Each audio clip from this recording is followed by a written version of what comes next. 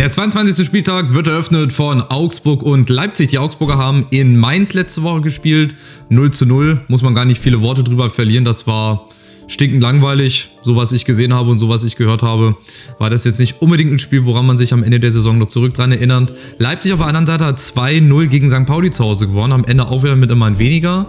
Ist sogar Willi Orban wieder vom Platz geflogen. Der ist doch schon mal letztens irgendwann vom Platz geflogen. Auch vor dem Platzverweis jetzt gegen St. Pauli, bin ich der Meinung. Aus Eintracht-Sicht wäre es natürlich geil, wenn Leipzig das nicht gewinnt, weil wenn die nämlich gewinnen, sind sie erstmal punktgleich. Frankfurt muss auch erstmal gegen Holstein Kiel gewinnen am Sonntag, also das wird auch nicht gerade so eine Laufkundschaft. Aber ich traue Augsburg auch definitiv zu, zumindest einen Unentschieden zu holen. Das haben sie zu Hause auch öfter schon geschafft. Nicht nur gegen Leipzig, sondern auch gegen Dortmund unter anderem, gegen die Bayern auch ab und an mal ein Remis geholt. Und jetzt gegen Leipzig wäre es halt umso entscheidender. Ich mache daher mal, weil ich sehr optimistisch bin und sehr zuversichtlich bin und weil ich ja schon seit 30 Jahren in Augsburg Bettwäsche schlafe, mache ich mal eine 1:1. Ich befürchte aber, dass die Leipziger diesen Schwung jetzt mitnehmen, weil die wollen halt auch noch sich einen Champions-League-Platz krallen mit dem Kader, den die haben. Normalerweise gehören die unter die ersten 4, leider, muss man sportlicherweise so sagen. Ich bin aber wie gesagt optimistisch und ich hoffe, dass die Augsburger zumindest ein Remis holen. Union Berlin gegen Borussia Mönchengladbach ist dann unter anderem am Samstag in der Pipeline. Union hat in Hoffenheim 4:0 gewonnen. Überraschend hoch, überraschend deutlich, überraschend klar auch. Ich habe ja da glaube ich einen Unentschieden getippt, ne, weil ich gesagt habe, beide müssen. Beide sind nicht so gut in Form gerade, aber dass Union da 4:0 gewinnt. Okay, so Spiele gibt es halt auch mal wieder. Gladbach hat zu Hause gegen Frankfurt 1:1 gespielt. Die waren lustigerweise bis zu ihrer Führung die klar bessere Mannschaft, haben gut nach vorne gespielt, haben auch viele Chancen gehabt, sind dann 1:0 in Führung gegangen. Und seit der Führung, dann bis zum Spielende, war Frankfurt eigentlich die bessere Mannschaft. Also das war so ein bisschen komisch.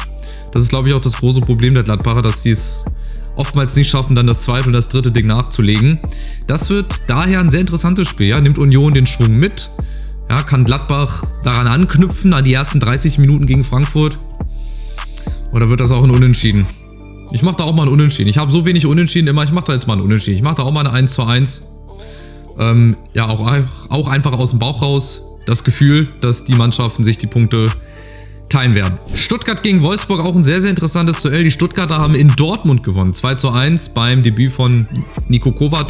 Da bin ich auch wieder so ein bisschen ins Fettnäpfchen getreten, weil ich ja immer sage, oh, Trainer in ihrem ersten Spiel mit der neuen Mannschaft, die gewinnen auf jeden Fall. Oder in 8 von 10 Fällen. Jetzt ist es halt in 7 von 10 Fällen geworden. Aber starkes Spiel. Haben nicht viele Chancen gehabt, haben halt die Chancen, die sie hatten, genutzt. Dortmund hatte dann dahingehend schon mehr Chancen, aber am Ende gewinnst du halt, weil du nicht die meisten Chancen hast, sondern weil du halt mehr Tore schießt als der Gegner und von daher 2:1 gewonnen. Wolfsburg hat zu Hause gegen Leverkusen 0:0 gespielt. Das war besonders für Leverkusen sehr, sehr enttäuschend. Für Wolfsburg ist das ein gewonnener Punkt im Kampf um die internationalen Plätze. Die sind halt auch noch nicht raus. Es wird jetzt Woche für Woche immer Verschiebungen geben in der Tabelle, weil sich halt jetzt auch die Mannschaften die Punkte gegenseitig nehmen, wie zum Beispiel Stuttgart und Wolfsburg, die beide noch oben rein wollen. Stuttgart schätze ich ein bisschen stärker ein, aber Wolfsburg, die sind sehr, sehr eklig zu bespielen. Ja, auch gerade, wenn du die als Auswärtsmannschaft hast, also, tja, was machen wir? Ich mache mal die Stuttgarter auf einen knappen Sieg, weil ich mir vorstellen kann, dass das auch eine knappe Partie wird. Für beide geht es um viel. Wolfsburg traue ich auch einen Auswärtssieg zu, aber ich setze mal auf den VfB. 2:1. St. Pauli gegen Freiburg. St. Pauli hat in Leipzig verloren, 2:0, haben eigentlich gar nicht schlecht mitgespielt, waren am Ende sogar, klar, weil sie ein Mann mehr waren, die bessere Mannschaft, aber haben sich halt am Ende 2 unglückliche Gegentore irgendwie eingehandelt. Freiburg hat Heidenheim zu Hause ganz knapp mit 1:0 geschlagen. Auch die sind noch oben mit dabei, auch die werden noch ein Wörtchen mitreden im Kampf um die Conference League, um die Euroleague, Champions League. Weiß ich nicht, ist ganz, ganz schwer zu sagen, aber Euroleague auf jeden Fall, von daher Freiburg mit 4, 5 anderen Mannschaften. Wie gesagt, wenn St. Pauli vorne nicht so harmlos wäre, die haben ja die drittwenigsten Gegentore oder zweitwenigsten Gegentore der gesamten Liga, vorne hapert's halt. Und wenn vorne halt die Tore nicht reingehen, dann stehst du halt da, wo du gerade stehst.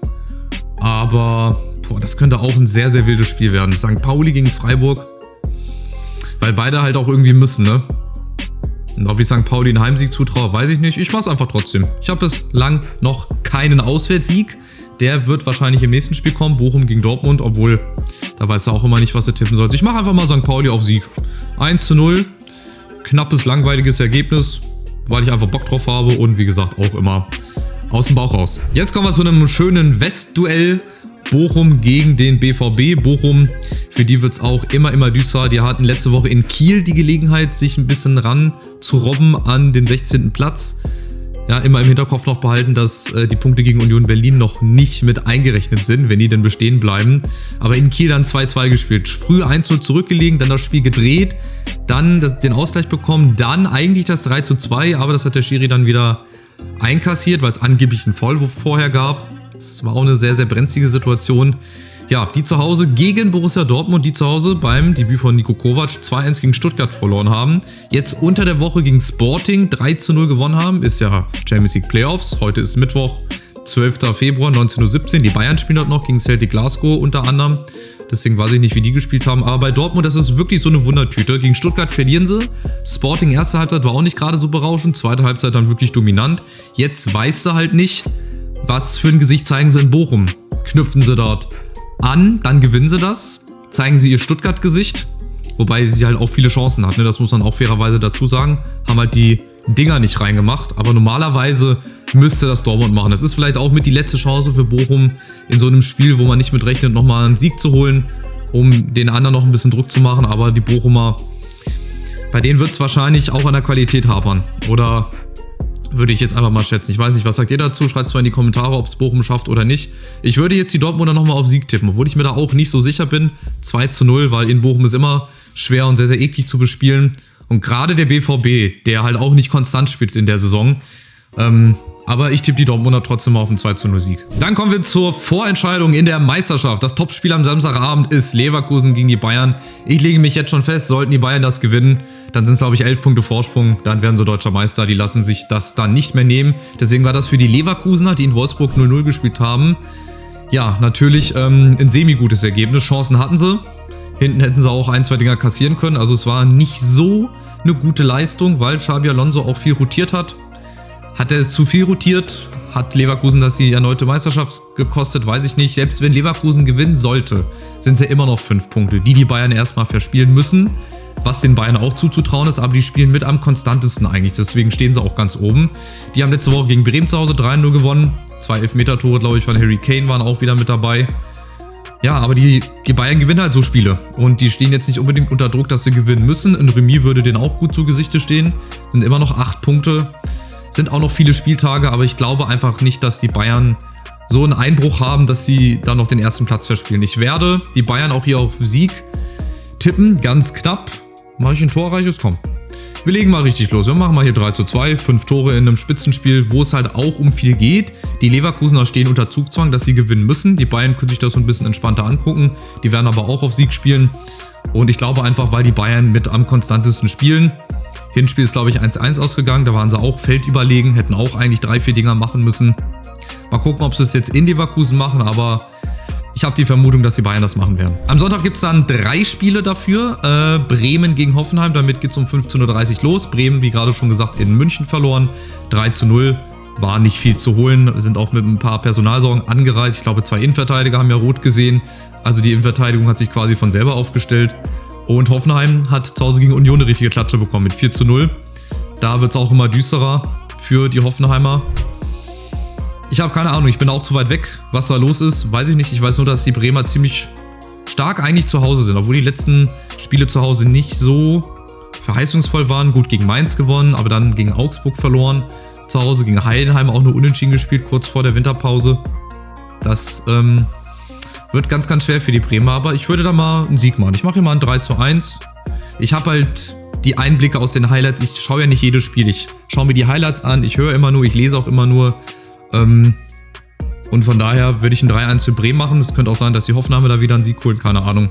Immer sehr schwer zu tippen. 17:30 Uhr dann Frankfurt gegen Holstein Kiel. Auf dem Papier eigentlich auch eine klare Sache. Frankfurt tritt so ein bisschen auf der Stelle. Haben 1-1 in Gladbach gespielt. Wie gesagt, nach dem Führungstor der Gladbacher.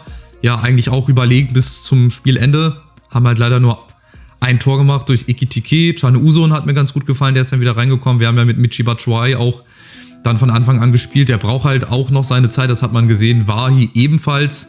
Ob die vielleicht, also wenn ich Trainer wäre, ich würde die volle Offensive aufstellen gegen Kiel. Ich würde mit 5 nominellen Stürmern spielen. Ich würde Batshuayi spielen lassen, ich würde Wahi spielen lassen, ich würde Ekitike spielen lassen, ich würde Can Uzun vorne reinstellen gegen Holstein Kiel, die zu Hause gegen Bochum halt auch nur 2-2 gespielt haben.